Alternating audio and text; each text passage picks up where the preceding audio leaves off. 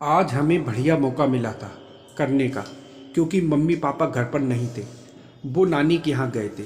और वैसे भी मैंने ये सब पहले कभी नहीं किया था, तो मुझे थोड़ा डर भी लग रहा था। दीदी भी करने में थोड़ा हिचकिचा रही थी। यह मेरा पहली बार था। वो भी ये मौका मुझे दीदी ने दिया था। दीदी बोली, अरे सोनू, तू तो बहुत फास्ट है।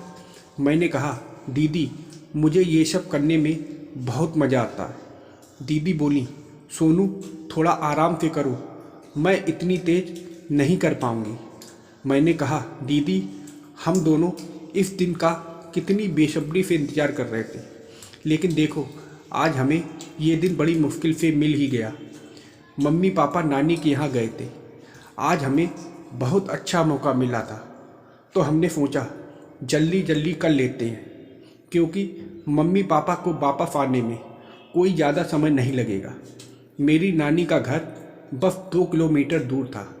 हमें डर भी लग रहा था कि कहीं अगर ये बात मम्मी पापा को पता चल गई तो वो मुझे और दीदी को जान से मार देंगे।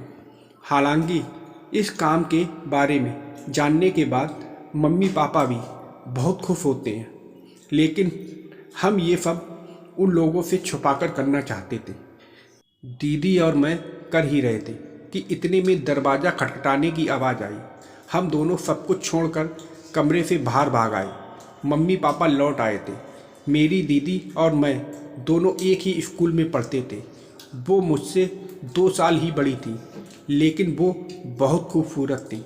मेरे स्कूल के कई लड़के मेरी दीदी के पीछे पड़े थे, लेकिन वो किसी को भाव नहीं देती थी। एक दिन दीदी और मैं एक दुकान पर कुछ सामान लेने गए, तो मैंने देखा कि एक अंकल उनके दुकान पर काम करने वाली लड़की के साथ कर रहे थे। तो मैंने दीदी को इशारे में बताया, दीदी वो देखो। दीदी बड़े गौर से देखने लगी। फिर हम सामान लेकर चुपचाप चले आए। मैंने दीदी से पूछा, अच्छा दीदी, वो दुकान वाले अंकल कितने बड़े हैं, लेकिन फिर भी अपनी छोटी उम्र की लड़की के साथ कर रहे थे। दीदी बोली कि वो लड़की उसकी दुकान पर काम करती होगी। मैंने कहा, दीदी अगर हम दोनों भी ऐसा करें तो कैसा रहेगा? दीदी बोली, ठीक रहेगा, लेकिन हमारे मम्मी पापा ऐसा करने थोड़ी देंगे। मैंने कहा, लेकिन दीदी इसमें बुरा क्या है? बल्कि हम तो ये काम करके अपनी माँ बाप की मदद करेंगे। दीदी बोली, ठीक है, लेकिन हम यह बात मम्मी पापा को कभी पता नहीं चलने देंगे। मैंने कहा, लेकिन दीदी हम कब तक छुपाएंगे?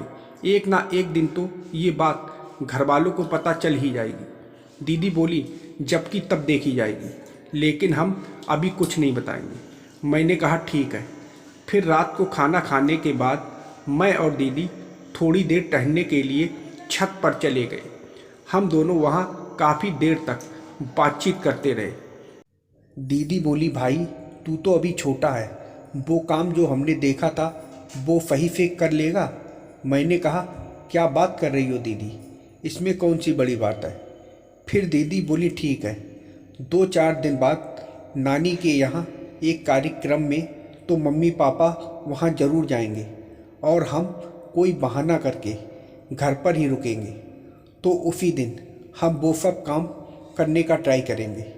मैंने कहा, दीदी ये सही रहेगा, ये काम हम दोनों के लिए करना बहुत ज़रूरी था, क्योंकि इससे बहुत फ़ायदे होते हैं। एक तो मम्मी पापा की मदद होती है, दूसरे हम भाई बहन को एक नया एक्सपीरियंस मिल जाता है। सुबह हम दोनों सबसे पहले कॉलेज जाते थे, उसके बाद जब वापस आते तभी उस काम के बारे में सोचते थे, क्योंकि हमारी पढ़ाई भी बहुत ज़रूरी थी। एक दिन शाम को सभी लोग बैठकर खाना खा रहे थे, तो हमने देखा पापा का चेहरा गिरा हुआ था। मैंने पूछा, पापा क्या हुआ, कोई परेशानी है क्या? पापा बोले, क्या बताऊं बेटा, परेशानी ही परेशानी है। एक तो काम धाम भी नहीं चल रहा है, ऊपर से इतना खर्चा है कि दिमाग काम नहीं कर रहा है। मम्मी बोली, अब तेरी बहन की शादी के लिए रिश्ते भी देखने हैं, और हमारे पास तो पैसे की बहुत दिक्कत है। मैंने कहा, मम्मी तुम टेंशन मत लो, मैं और दीदी कुछ करते हैं।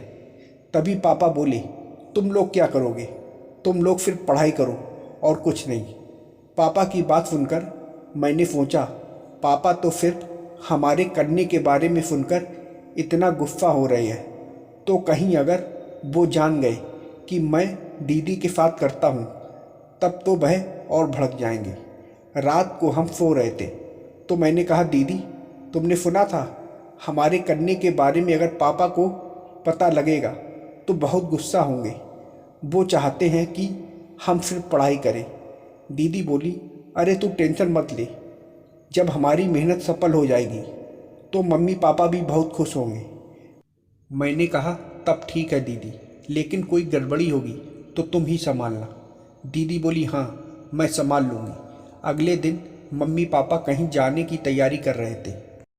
जब मैं बाहर आया तो मम्मी बोली, अरे सोनू जल्दी से तैयार हो जाओ, नानी के यहाँ नहीं कार्यक्रम में चलना है क्या? मैंने कहा, मम्मी अगर सब लोग नानी के यहाँ चले जाएंगे तो यहाँ घर पर कौन रहेगा? मम्मी बोली, ये बात भी ठीक है। तभी दीदी आ गई। वो बोली, हाँ मम्मी सोनू बिल्कुल ठीक कह रहा है, हम दोनों यहीं घर पर ही रुकते हैं और तुम पापा नानी के यहाँ चले जाओ। मम्मी बोली, ठीक है, घर की अच्छे से देखभाल करना। फिर मम्मी पापा नानी के यहाँ चले गए। अब हम दोनों बहुत खुश थे कि अब तो हम अच्छे से करेंगे और हमें रोकने वाला भी कोई नहीं है। दीदी बोली, सोनू अब मैं और तुम वो सब करने की तैयारी करते हैं। मैंने कहा, हाँ दीदी, अब तो हम बेफिक्र होकर करेंगे। शाम के 4 बज रहे थे। दीदी बोली, सोनू तुम जाकर बाज़ार से कुछ सामान ले आओ। मैंने कहा, ठीक है दीदी, लेकिन दीदी हम किस कमरे में वो सब करेंगे? दीदी बोली, वो सब करने के लिए पीछे वाला कमरा सही रहेगा। फिर मैंने झोला लिया और दीदी ने जो सामान मंगाया था वो लेने चला गया। कुछ देर बाद मैं सामान लेकर आ गया। दीदी मुझे बुलाई और कहने लगी, देखो सोनू मैंने पीछे का कमरा तैयार कर दिया है, लाओ तुम सारा सामान लेकर आ गए। मैंने कहा, दीदी सारा सामान तो मिल गया है लेकिन मेन चीज़ नहीं मिला। तो दीदी बोली, कौन सी चीज़ नहीं मिली? मैंने कहा, तुमने 2 सांचे मंगाए थे मगर एक ही सांचा मिला है। तो दीदी बोली, कोई बात नहीं, आज हम इसी साइज का माल तैयार करते हैं, दूसरी साइज का सांचा तुम कल ले आना। मैं दीदी के साथ सारा सामान कमरे में ले गया और अंदर से कुंडी बंद कर ली। फिर हम दोनों शुरू हो गए। मैं बहुत तेज कर रहा था। दीदी बोली, अरे थोड़ा आराम से करो, कहीं कुछ गड़बड़ ना हो जाए। मैंने कहा, दीदी कुछ गड़बड़ नहीं होगा। उस दिन जब दुकान पर वो अंकल उस लड़की के साथ कर रहे थे तो मैंने बड़े गौर से देखा था। हमने करीब 1 घंटे मिलकर किया। जब हम बाहर आए तो दीदी और मैं पसीने से लथपथ हो गए थे। दीदी बोली, आज हमारा पहला दिन था, तुम्हें कैसा लगा?